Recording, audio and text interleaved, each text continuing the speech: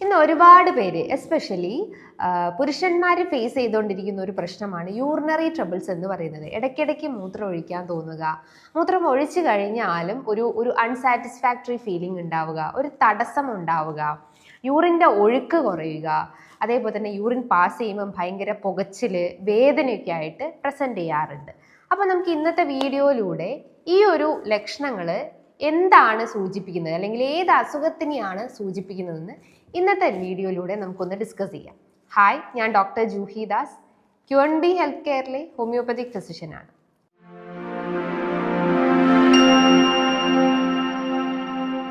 Mail accessory organ, അതായത് prostate ഗ്രന്ഥിയിൽ ഉണ്ടാവുന്ന നീർക്കെട്ടുകളോ അതേപോലെ തന്നെ ഇൻഫെക്ഷൻസോ ആണ് ഞാൻ ഈ പറഞ്ഞിട്ടുള്ള ലക്ഷണങ്ങൾ ഉണ്ടാക്കുന്നത്. അപ്പോൾ പ്രോസ്ട്രേറ്റ് ഗ്രന്ഥി എന്ന് പറയുമ്പം മെയിൽ ആക്സസറി ഓർഗൻ ആണ്. അത് പുരുഷന്മാരിൽ സെമൻ പ്രൊഡക്ഷന് സഹായിക്കുന്നു. അതോടൊപ്പം തന്നെ യൂറിൻ്റെ ആ ഒരു ഫ്ലോനെ കൂടുതലായിട്ടും സഹായിക്കുന്നത് പ്രോസ്ട്രേറ്റ് ഗ്രന്ഥിയാണ്.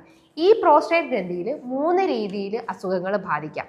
ഒന്നാമതായിട്ട് ഇൻഫ്ലമേഷൻസ് അല്ലെങ്കിൽ പ്രോസ്ട്രേറ്റ് ഗ്രന്ഥി വീക്കം അല്ലെങ്കിൽ ഗ്രന്ഥിയിൽ നീർക്കെട്ട് സംഭവിക്കുക. രണ്ടാമത്തേത് പ്രോസ്ട്രേറ്റ് ഗ്രന്ഥിയിൽ ഇൻഫെക്ഷൻസ് സംഭവിക്കുക. മൂന്നാമത്തേത് പ്രോസ്റ്റേറ്റ് ക്യാൻസർ പോലത്തെ കണ്ടീഷൻസ് ഉണ്ടാവുക. ഇന്ന് മെജോറിറ്റി ഓഫ് ആളുകൾക്കും പ്രോസ്റ്റേറ്റ് ഗ്രന്ഥി വീക്കമാണ് സംഭവിക്കുന്നത്. അതായത് ഇൻഫ്ലമേഷൻസ് കണ്ടീഷൻസ് ആണ് ഉണ്ടാവാറ്. അതായത് ബിനൈൻ പ്രോസ്റ്റേറ്റ് ഹൈപ്പർട്രോഫി അല്ലെങ്കിൽ BPH എന്ന കണ്ടീഷൻസ്. ഈ ഒരു ബുദ്ധിമുട്ടുകളാണ് ഇന്ന് 50 കഴിഞ്ഞിട്ടുള്ള പുരുഷന്മാരിൽ ഏറ്റവും അധികം കണ്ടുവന്നിട്ടുള്ളത്. ഇതിൻ്റെ മെയിൻ കാരണങ്ങൾ എന്ന് പറയുന്നത് ഒന്നാമതായിട്ട് ജെനറ്റിക് ഹിസ്റ്ററി. പാരമ്പര്യപരമായിട്ട് നിങ്ങൾക്ക് എന്തെങ്കിലും ഈ മൂത്ര രീതിയിലുള്ള എന്തെങ്കിലും ബുദ്ധിമുട്ടുകൾ ഉണ്ടെങ്കിൽ അല്ലെങ്കിൽ പ്രോസ്ട്രേറ്റ് ഗ്രന്ഥിയിൽ പ്രശ്നങ്ങൾ ഉണ്ടെങ്കിൽ അത് നമുക്ക് രൂപപ്പെടാൻ ചാൻസസ് ഉണ്ട്. രണ്ടാമത്തേത് നിങ്ങൾ എന്തെങ്കിലും അഡിക്ഷൻസ് ഉണ്ടെങ്കിൽ, ലൈക്ക് ആൽക്കഹോൾ അഡിക്ഷൻസോ സ്മോക്കിങ്ങോ അങ്ങനെ എന്തെങ്കിലും ദുശീലങ്ങളൊക്കെ ഉണ്ടെങ്കിൽ ഈ പ്രോസ്ട്രേറ്റ് ഗ്രന്ഥിയിലേക്കുള്ള സർക്കുലേഷൻസ് ബ്ലോക്കേജ് വരികയും അത് കൃത്യമായിട്ട് പ്രവർത്തിക്കാതെ വരികയും അതിൻ്റെ ഫങ്ഷൻസിൽ ഇംബാലൻസ് കാണിക്കുകയും അത് പിന്നീട് നീർക്കെട്ടായിട്ട് രൂപപ്പെടാവുന്നതാണ്. മൂന്നാമത്തേത് നിങ്ങളുടെ ലൈഫ് സ്റ്റൈൽ ചേഞ്ചസ്, അതായത് ഭക്ഷണ രീതിയിൽ ഉണ്ടാകുന്ന മാറ്റങ്ങളും വ്യായാമമില്ലാത്ത അവസ്ഥയും അമിതവണ്ണത്തിൻ്റെ പ്രശ്നങ്ങളൊക്കെ ഉണ്ടെങ്കിലും നമുക്ക് അസോസിയേറ്റ് ചെയ്തിട്ട് ഈ പറഞ്ഞിട്ടുള്ള ബുദ്ധിമുട്ടുകൾ ക്രിയേറ്റ് ചെയ്യാൻ ചാൻസസ് ഉണ്ട്. ഭക്ഷണ രീതികൾ നോക്കുമ്പോൾ നിങ്ങൾ അമിതമായിട്ട് റെഡ് മീറ്റ് കൺസ്യൂം ചെയ്യുക, പാൽ ഉൽപ്പന്നങ്ങൾ അമിതമായിട്ട് കൺസ്യൂം ചെയ്യുക, പ്രോസസ് ചെയ്തിട്ടുള്ള ഭക്ഷണങ്ങൾ, ജങ്ക് ഫുഡ്, ഫാസ്റ്റ് ഫുഡൊക്കെ അമിതമായിട്ട് കഴിച്ചുകൊണ്ടിരിക്കുന്ന ആളുകൾക്കാണ് ഈ പറഞ്ഞിട്ടുള്ള പ്രശ്നങ്ങൾ ഉണ്ടാവുന്നത്. ഇനി ഇതിൻ്റെ ലക്ഷണങ്ങൾ നോക്കുവാണെങ്കിൽ ഒട്ടനവധി ലക്ഷണങ്ങളാണ് കാണിക്കാറ്. ഒന്നാമതായിട്ട് urinary troubles, like BPH conditions ഉള്ള ആളുകൾക്കാണെങ്കിൽ യൂറിനറി ട്രബിൾസ് ആണ് പ്രിഡോമിനൻ്റ് ആയിട്ടുള്ളത്. യൂറിനറി ട്രബിൾസ് എന്ന് പറയുമ്പം നിങ്ങൾക്ക് ഇടയ്ക്കിടയ്ക്ക് മൂത്രം ഒഴിക്കാൻ തോന്നുക. നമ്മളിപ്പം രാവിലെ പോയി പിന്നെ ഒരു 11 മണിയാകുമ്പോൾ പിന്നെയും പോകാൻ തോന്നുന്നു, then ഒരു അരമണിക്കൂർ കഴിഞ്ഞിട്ട് പിന്നെയും പോകാൻ തോന്നുന്നു. അങ്ങനെ ഒരു ഫ്രീക്വൻസി, അതായത് യൂറിൻ്റെ ഫ്രീക്വൻസി ഇങ്ങനെ ഇൻക്രീസ് ചെയ്തുകൊണ്ടേയിരിക്കുന്നു. അതോടൊപ്പം തന്നെ പോയി കഴിഞ്ഞാലും ഇനിയും അതായത് ഒരു അൺസാറ്റിസ്ഫാക്ടറി ഫീലിംഗ് അല്ലെങ്കിൽ ഇനിയും പോകാനുള്ള ഒരു തോന്നൽ ഉണ്ടാവുക, അല്ലെങ്കിൽ യൂറിൻ അവിടെ ഇനിയും കെട്ടിക്കിടക്കുന്ന പോലെ തോന്നാറുണ്ട്. അതേപോലെ തന്നെ ഈ മൂത്രം പാസ് ചെയ്ത് പോകുമ്പോൾ ചില ആളുകൾക്ക് പുകച്ചിൽ അനുഭവപ്പെടാം അല്ലെങ്കിൽ വേദനയായിട്ട് രൂപപ്പെടാവുന്നതാണ്. ചിലർക്ക് മൂത്രം പോയി കഴിഞ്ഞാലും ആ ഒരു ലിംഗത്തിന്റെ അഗ്രഭാഗത്തായിട്ട് വേദനയും പുകച്ചിലും രൂപപ്പെടാവുന്നതാണ്. യൂറിൻ്റെ ഫ്ലോ നോക്കുമ്പോൾ വളരെ സ്ലോ അല്ലെങ്കിൽ നേർത്ത പോലെ യൂറിൻ പോകുന്നത് കാണാവുന്നതാണ്. ഭയങ്കര സ്ട്രോങ് ആയി പോയിക്കൊണ്ടിരിക്കുന്ന ഈ ഒരു യൂറിൻ്റെ ഒഴുക്ക് വളരെ സ്ലോ ആയിട്ട് കാണാവുന്നതാണ്. അതേപോലെ തന്നെ യൂറിനിൽ ഒബ്സ്ട്രക്ഷൻസ് കാണാവുന്നതാണ്. അതായത് സ്പ്ലിറ്റ് ആയിട്ട് യൂറിൻ പോവുക, മുറിഞ്ഞു പോലെയൊക്കെ യൂറിൻ പോകുന്നുണ്ടെങ്കിലും ഈ പറഞ്ഞിട്ടുള്ള പ്രോസ്ട്രേറ്റ് ഗ്രന്ഥിയിൽ നീർക്കെട്ടുണ്ടെന്ന് മനസ്സിലാക്കാവുന്നതാണ്. യൂറിനിലെ കളർ ചേഞ്ചസ് ഉണ്ടാവുക, എസ്പെഷ്യലി ഈ പത കാണുക അല്ലെങ്കിൽ ബ്ലഡ് വരിക, അതേപോലെ തന്നെ കൂടുതൽ ഡാർക്ക് കളേർഡ് ഒക്കെ ആവുന്നുണ്ടെങ്കിലും ഈ പറഞ്ഞിട്ടുള്ള പ്രോസ്ട്രേറ്റ് ഗ്രന്ഥിയിൽ ഇൻഫ്ലമേഷൻസിൻ്റെ ഒരു ലക്ഷണമാണ്. അതേപോലെ തന്നെ നിങ്ങൾക്ക് വൃക്ക സംബന്ധമായിട്ട് എന്തെങ്കിലും പ്രശ്നങ്ങൾ ഉണ്ടെങ്കിൽ, ലൈക്ക് നിങ്ങൾക്ക് ക്രിയാറ്റിനിൻ കൂടിയ കേസസ് അല്ലെങ്കിൽ റീനൽ ഫെയിലിയർ കണ്ടീഷൻസ്, ഹൈഡ്രോനെഫ്രോസിസ് അല്ലെങ്കിൽ മറ്റെന്തെങ്കിലും സിസ്റ്റൈറ്റിക് കണ്ടീഷൻസോ സ്റ്റോൺ റിലേറ്റഡ് കണ്ടീഷൻസോ ഒക്കെ ഉണ്ടെങ്കിലും നമുക്ക് യൂറിൻ പാസ് ചെയ്യുന്ന സമയത്ത് ഈ പറഞ്ഞിട്ടുള്ള ബ്ലഡ് ആയിട്ടും അതേപോലെ തന്നെ ഒരു ഡിസ്കളറേഷൻസോ അല്ലെങ്കിൽ പത പോലെയൊക്കെ കാണാവുന്നതാണ്. ഇതാണ് മെയിൻ ആയിട്ടും BPH കണ്ടീഷൻസ് അല്ലെങ്കിൽ ഇൻഫ്ലമേറ്ററി കണ്ടീഷൻസ് ഉള്ള പ്രോസ്ട്രേറ്റ് ഗ്രന്ഥിയിൽ സംഭവിക്കുന്ന ലക്ഷണങ്ങൾ എന്ന് പറയുന്നത്. ഇനി ഞാൻ പറഞ്ഞു ഇൻഫെക്ഷൻസ് വരാം, മൂത്രനാളിയിൽ ഇൻഫെക്ഷൻസ് ആയിട്ട് നമുക്ക് രൂപപ്പെടാവുന്നതാണ്. അത് വരുമ്പോൾ നമുക്ക് കുറച്ചുകൂടി സിവിയർ സിംറ്റംസ് കാണിക്കും. പനി ഉണ്ടാവുന്നതാണ്. എസ്പെഷ്യലി രാത്രി കാലങ്ങളിൽ വിറയലോട് കൂടിയിട്ടുള്ള പനി അനുഭവപ്പെടാവുന്നതാണ്. ബാക്ക് പെയിൻ, അതിശക്തമായിട്ടുള്ള നടുവേദന രൂപപ്പെടാവുന്നതാണ്. അതേപോലെ തന്നെ യൂറിൻ പാസ് ചെയ്യുമ്പം ഇടയ്ക്കിടയ്ക്ക് പുകച്ചിലും വേദനയും അതേപോലെ തന്നെ ഒരു ഒബ്സ്ട്രക്ഷൻസ് ഒക്കെ അനുഭവിക്കാവുന്നതാണ്.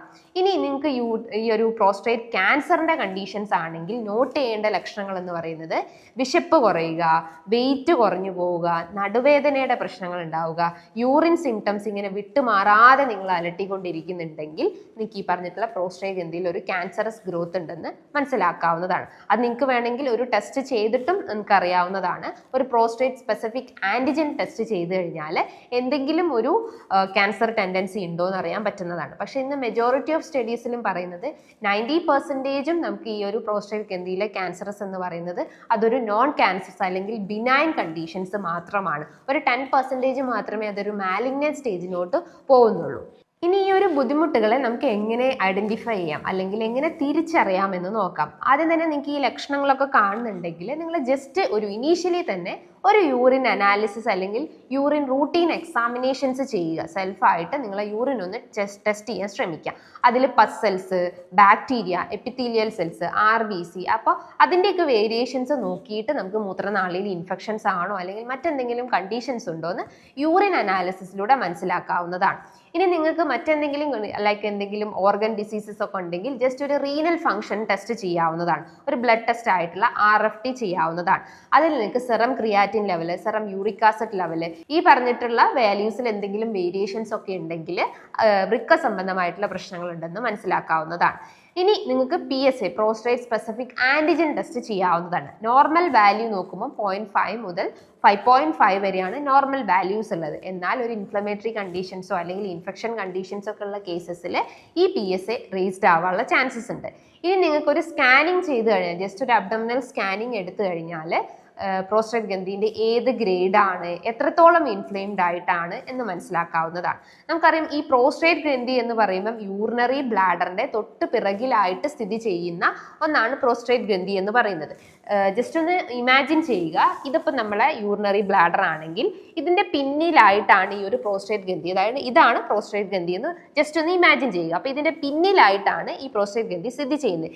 ഇതിന്റെ ഉള്ളിലൂടെയാണ് ഈ പറഞ്ഞിട്ടുള്ള യൂറിനറി ട്യൂബ് കടന്നു പോകുന്നത്. അതായത് മൂത്രം ഈ ഒരു ബ്ലാഡറിൽ സ്റ്റോർ ചെയ്ത് വെച്ചിട്ട് അതിൽ നിന്നും റിലീസ് ചെയ്തിട്ട് യൂറിനറി ട്യൂബിലൂടെയാണ് യൂറിൻ പാസ് ചെയ്ത് പോകുന്നത്. അപ്പം ഈ പ്രോസ്റ്റേറ്റ് ഗ്രന്ഥിന്റെ മിഡിലായിട്ടാണ് ഈ പറഞ്ഞിട്ടുള്ള യൂറിനറി ട്യൂബ് കടന്നു പോകുന്നത്. അപ്പോൾ ഓട്ടോമാറ്റിക്കലി ഏജിങ്ങിന്റെ ഭാഗമായിട്ടും പല ഫാക്ടേഴ്സ് കൊണ്ടും പ്രോസ്റ്റേറ്റ് ഗ്രന്ഥിയിൽ ഇൻഫ്ലമേഷൻസ് അല്ലെങ്കിൽ നീർക്കെട്ടോ സംഭവിക്കുമ്പം ഓട്ടോമാറ്റിക്കലി ഈ ഒരു ഗ്രന്ഥി വലുതാകുമ്പം ഇതിന്റെ മുന്നിൽ കിടക്കുന്ന ഈ ഒരു യൂറിനറി ബ്ലാഡറിൽ ഒബ്സ്ട്രക്ഷൻ വരും. അതായത് അതിനൊരു ഞെങ്ങി അമരുന്ന പോലത്തെ ഒരു സെൻസേഷൻസ് കാണിക്കും. അപ്പൊ യൂറിൻ കൃത്യമായിട്ട് പോവാതെ വരികയും യൂറിൻ പോകുമ്പം ഈ പറഞ്ഞിട്ടുള്ള പ്രശ്നങ്ങൾ ഉണ്ടാവാൻ ചാൻസസ് ഉണ്ട്. നോർമലി അതായത് ഒരു ഹെൽത്തി ആയിട്ടുള്ള ഒരു പുരുഷന്മാരുടെ പ്രോസ്റ്റേറ്റ് ഗ്രന്ഥിന്റെ സൈസ് നോക്കുമ്പം 25 to 30 cc വരെയാണ് അതിന്റെ വോളിയം സൈസ് കാണിക്കുന്നത്. ഇൻഫ്ലെയിംഡ് കണ്ടീഷൻസ് എന്ന് പറയുമ്പോൾ 30 cc എബവ് അല്ലെങ്കിൽ 35 cc എബവ് ഒക്കെ ആയിരിക്കും നമുക്ക് ഇൻഫ്ലെയിംഡ് ആയിട്ട് കാണപ്പെടുന്നത്. ജസ്റ്റ് നമ്മൾ സ്കാനിങ് എടുത്ത് നോക്കിക്കഴിഞ്ഞാൽ അതിൽ ജസ്റ്റ് പ്രോസ്ട്രേറ്റിന്റെ നേരെ എഴുതിയിട്ടുണ്ടാവും എൻലാർജ്ഡ് വിത്ത് ഇത്ര വോളിയം അല്ലെങ്കിൽ ഇത്ര സൈസ്ഡ് എൻലാർജ്ഡ് ആയിട്ടുണ്ടെന്ന് മനസ്സിലാക്കാവുന്നതാണ്. അതേപോലെ തന്നെ നമ്മൾ യൂറിൻ ടെസ്റ്റ് ചെയ്യുന്ന സമയത്ത് അല്ലെങ്കിൽ ജസ്റ്റ് സ്കാനിങ് ഒക്കെ എടുക്കുന്ന സമയത്ത് യൂറിനറി ബ്ലാഡറിന്റെ നേരെ ജസ്റ്റ് പോസ്റ്റ് റെസിഡുവൽ വോളിയം എന്നൊക്കെ എഴുതിയിട്ടുണ്ടാവും. അതിന്റെ നോർമൽ വാല്യൂ നോക്കുമ്പോൾ ഒരു 50 ml ആണ് നോർമൽ വാല്യൂ വരേണ്ടത്. എന്നാൽ ഈ പറഞ്ഞിട്ടുള്ള ഇൻഫെക്ഷൻസോ ഇൻഫ്ലമേഷൻസോ ഉള്ള സമയത്ത് യൂറിൻ കൃത്യമായിട്ട് പോകാതെ വരികയും യൂറിനറി ബ്ലാഡറിൽ ഇങ്ങനെ യൂറിൻ കെട്ടിക്കിടക്കുകയും അത് ഇൻഫെക്ഷൻസും ഇൻഫ്ലമേഷൻസിലേക്കും ലീഡ് ചെയ്യുന്നുണ്ട്. അപ്പോൾ ഒരു 50 ml കൂടുതലായിട്ടും യൂറിൻ നിങ്ങളുടെ ആ ഒരു യൂറിനറി ബ്ലാഡറിൽ കെട്ടിക്കിടക്കുന്നുണ്ടെങ്കിൽ ഒരു ടൈപ്പ് ഓഫ് ഇൻഫെക്ഷൻസോ ഇൻഫ്ലമേഷൻസ് ആണെന്ന് മനസ്സിലാക്കാവുന്നതാണ്. സോ ഇതൊക്കെയാണ് നിങ്ങൾ ചെയ്യേണ്ട ബേസിക് ടെസ്റ്റുകൾ എന്ന് പറയുന്നത്. അതായത് യൂറിൻ ടെസ്റ്റുകളും അതേപോലെ തന്നെ ബ്ലഡ് ടെസ്റ്റും സ്കാനിങ്ങും ചെയ്യാൻ ശ്രമിക്കുക. ഇനി ഈ ഒരു ഇൻഫ്ലമേഷൻസ് അല്ലെങ്കിൽ ഇൻഫെക്ഷൻസിനെ മറികടക്കാൻ വേണ്ടിയിട്ട് അല്ലെങ്കിൽ അതിൻ്റെ ആ ഒരു ഇൻറ്റൻസിറ്റി കുറയ്ക്കാൻ വേണ്ടിയിട്ട് നമ്മൾ ഭക്ഷണ രീതികൾ കുറേയൊക്കെ ഫോളോ ചെയ്യേണ്ടതുണ്ട്. ഒരു പരിധിവരെ നമ്മളെ ഭക്ഷണത്തിലൂടെ നമ്മൾ കൺട്രോൾ ചെയ്ത് കഴിഞ്ഞാൽ തന്നെ ഈ ഒരു ഇൻഫ്ലമേഷൻസ് കുറച്ചെടുക്കാവുന്നതാണ്. അതിന് നിങ്ങളുടെ ഭക്ഷണത്തിൽ അത്യാവശ്യം സീഡ്സ് കഴിക്കാം. പംകിൻ സീഡ്സ് അതേപോലെ തന്നെ സെസൈം സീഡ്സ് ഒക്കെ നല്ലപോലെ ഉൾപ്പെടുത്താൻ ശ്രമിക്കുക. സെസൈം സീഡ്സ് എന്ന് പറയുമ്പം എള്ള് അത്യാവശ്യം സിങ്കിന്റെ പ്രോപ്പർട്ടി ധാരാളം ഉള്ളത് കൊണ്ട് തന്നെ നീർക്കെട്ടുകളും ഇൻഫ്ലമേഷൻസും കുറച്ചെടുക്കാവുന്നതാണ്. പംകിൻ സീഡ്സ് ആയാലും അത്യാവശ്യം ഫൈബേഴ്സും പ്രോട്ടീൻസും ഇതിൽ അടങ്ങിയിട്ടുണ്ട്. ഇത് ശരീരത്തിൽ ഉണ്ടാവുന്ന ഇൻഫ്ലമേഷൻസ് കുറച്ചെടുക്കുന്നതാണ്. അതേപോലെ നിങ്ങൾ പാകം ചെയ്യുന്നു അല്ലെങ്കിൽ കുക്കിംഗ് പർപ്പസിന് ഈ ടൊമാറ്റോ നന്നായിട്ട് ബോയിൽ ചെയ്ത് കഴിക്കാൻ ശ്രമിക്കുക. അതിൽ ലൈക്കോപ്പിൻ എന്ന anti inflammatory antioxidant properties ഉള്ളത് കൊണ്ട് തന്നെ ഈ പ്രോസ്ട്രേറ്റ് ഗ്രന്ഥിയിൽ ഉണ്ടാകുന്ന ഇൻഫ്ലമേഷൻസ് കുറച്ചെടുക്കാൻ പറ്റുന്നതാണ്.